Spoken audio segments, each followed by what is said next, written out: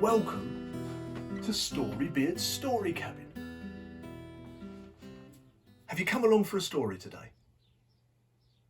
Excellent.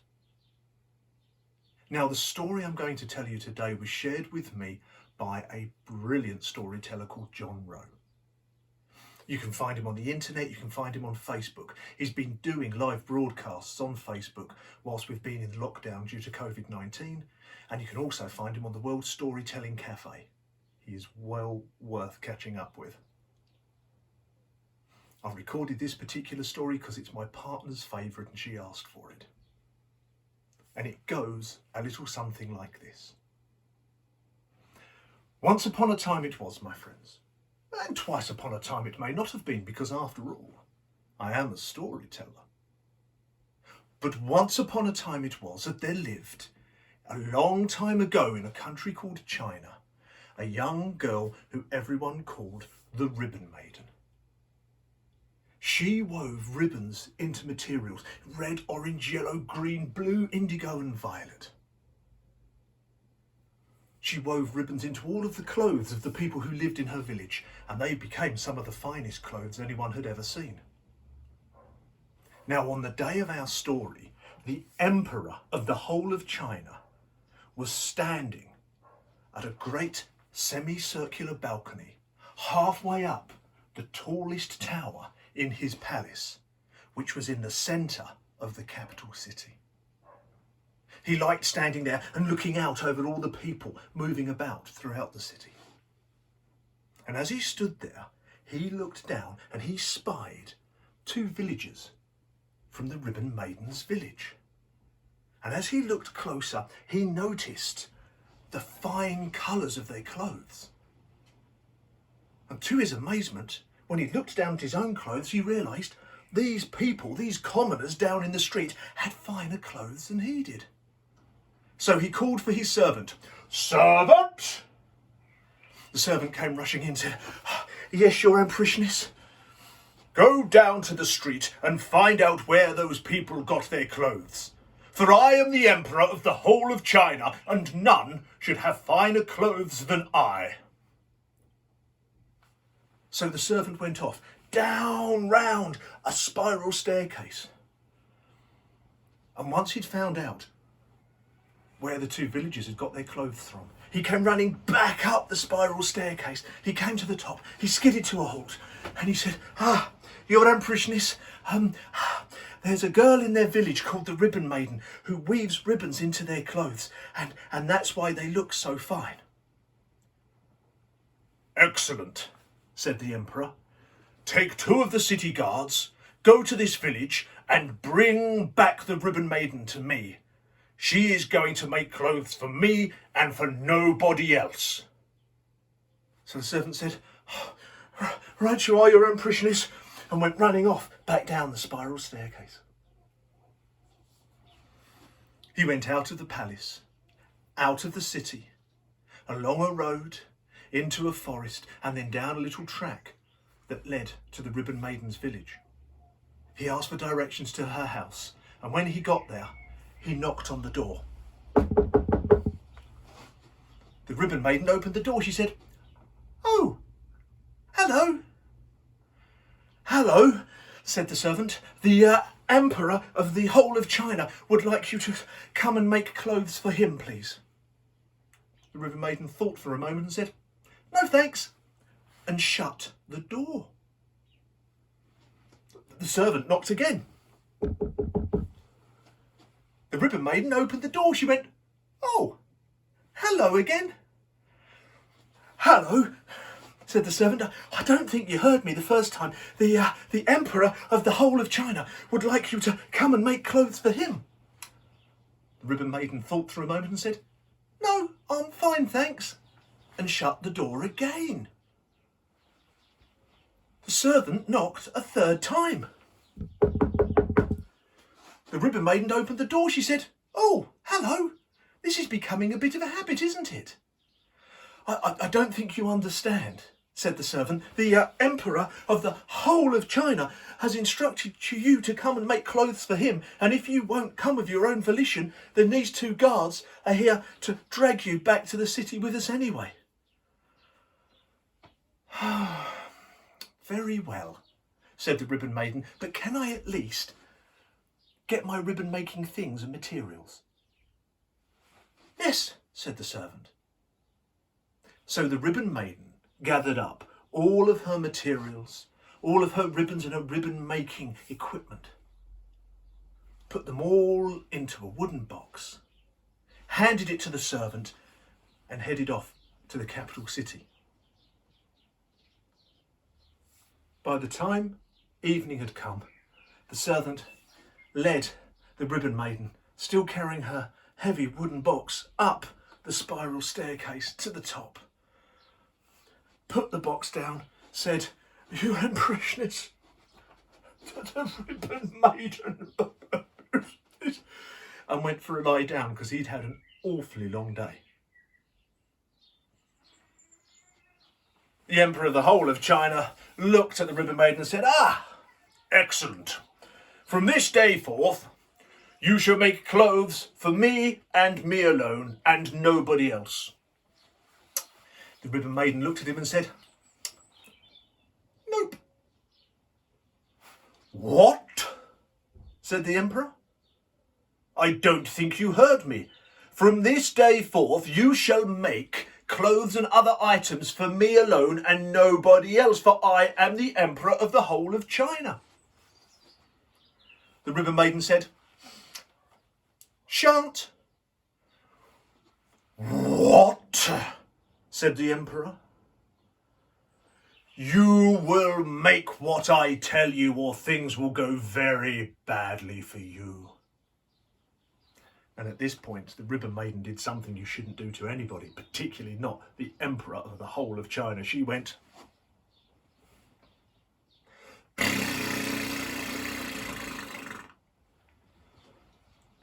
The Emperor went bright red from the neck up.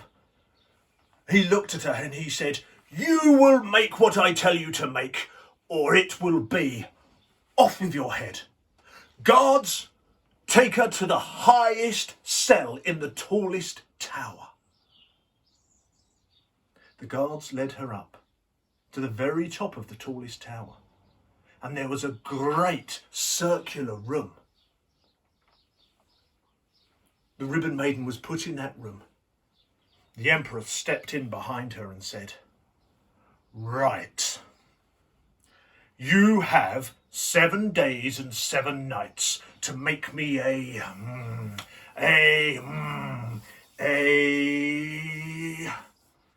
chicken out of ribbons. And if you haven't made me a chicken out of ribbons, a real live chicken out of ribbons, then it's going to be off with your head." He stepped out of the door and locked it behind him. The Ribbon Maiden went to work at once. She started weaving ribbons, reds and oranges, yellows, greens, blues, indigos and violets.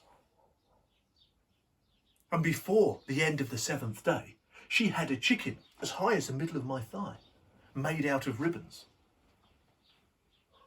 But it wasn't alive. And she started to worry. She started to think, "Oh no, what will happen? Oh, I've had my head cut off and my head wants to wear one kind of hat and my clothes want to wear a different, body wants to wear a different set of clothes. What am I going to do?"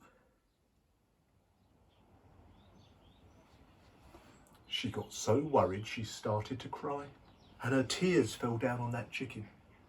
She got so worried she bit her thumb. Ow! Ooh, and a little drop of blood dropped down onto that chicken. And that chicken came alive. And only just in time, my friends, for there was a rattling at the door, and in stepped the Emperor of China. The Ribbon Maiden said, "Ta-da! Chicken made of ribbons." The Emperor stroked his chin and said, "I'm very suspicious. I think somebody's just given you a chicken and you've wrapped it up in ribbons." "Well, how rude," said the Ribbon Maiden. And the chicken looked at the Emperor with one beady eye and pecked him on the kneecap and went running off down the spiral staircase out of this story and was never heard of again. The emperor rubbed his knee. "Oh, that really hurt. Right. You have 7 days and 7 nights to make me a cow out of ribbons. And not just any cow, it has to be alive. And if it's not alive after 7 days and 7 nights, it's off with your head." And he stepped out of the room and he locked the door. The Ribbon Maiden went straight to work, weaving each and every day the most wonderful ribbons in reds and oranges, yellows, greens, blue, indigos and violets. And before the 7th day was up, she had a cow as tall as the middle of my chest, made out of ribbons, but it wasn't alive. And she started to get really worried. She thought, "Oh no, what's going to happen if I have my head cut off and my head wants to go to one shop and my body wants to go to another, or wants to go to different parties? Oh, what am I going to do?" She got so worried, she started to cry, and a single teardrop fell on that cow. She was so worried she bit her thumb. Ow! Oh! And a single drop of blood fell on that cow. And that cow came to life. And only just in time, for there was a rattling at the door and in stepped the Emperor of China.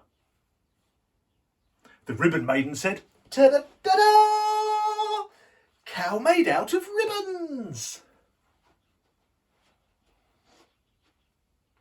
The Emperor stroked his chin and said, "I'm very suspicious. I think somebody's just given you a cow and you've wrapped it up with ribbons." "Well, how rude," said the Ribbon Maiden. "That's twice you've said that now."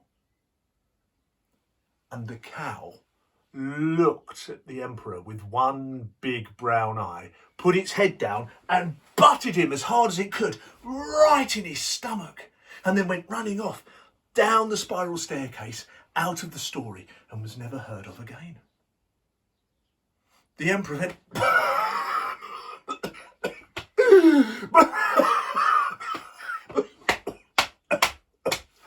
"Really hurt.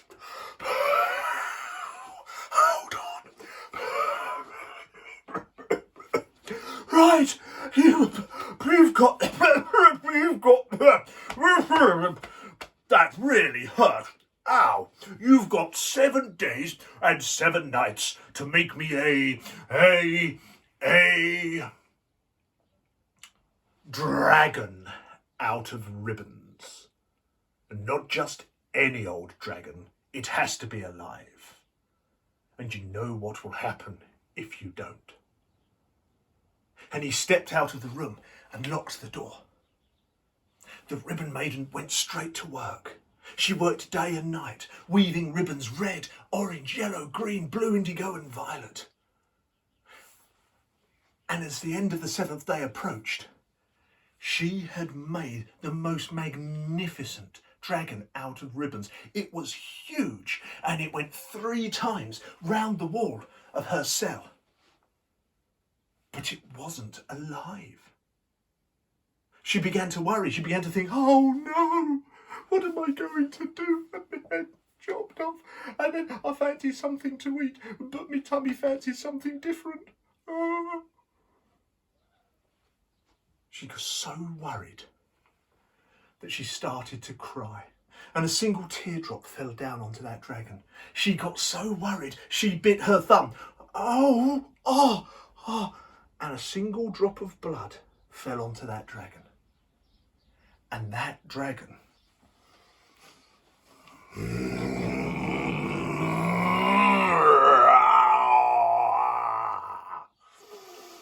came to life.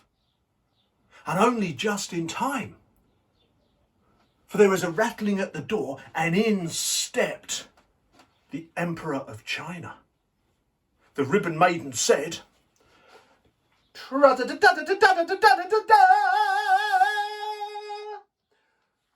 made of ribbons."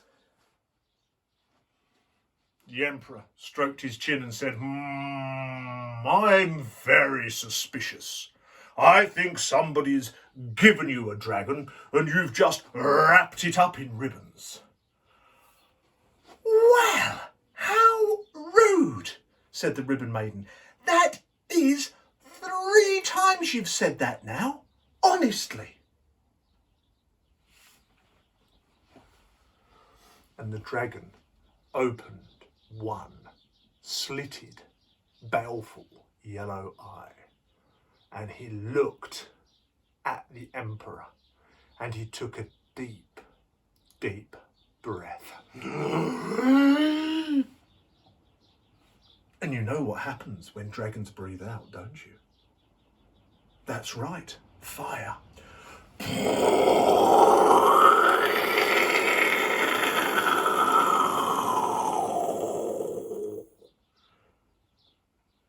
The dragon burnt the Emperor to a little pile of ash about that high. And then it turned, and using its great head, it pushed out the wall around the window, the tiny window to the great cell where the Ribbon Maiden was trapped. And it pushed away more of the wall with its great shoulders, and it spread out its wings. And it looked back at the Ribbon Maiden and it said, "Well, are you coming?" The Ribbon Maiden climbed onto the dragon's back. The dragon leapt into the air, flew 3 times around the palace and then away, and flew in a great arc across the sky, carrying the Ribbon Maiden with him. And as he flew, the Ribbon Maiden, who was so happy to be free, started to weave ribbons. Red, orange, yellow, green, blue, indigo and violet. All the colours of the rainbow. And as she flew on the back of that dragon, those colours trailed out behind her in a great arc. So, my friends, the next time you see a rainbow going across the sky, you can say to yourself, it is light refracted through falling rain. Or you can say to yourself, it is the Ribbon Maiden travelling home on the back of the dragon. As a story tells, from a country far away and a time long ago. Thank you very much indeed for joining me here in Storybeard's Story Cabin for another story. I hope to see you another day. And until then, take care. Bye-bye now.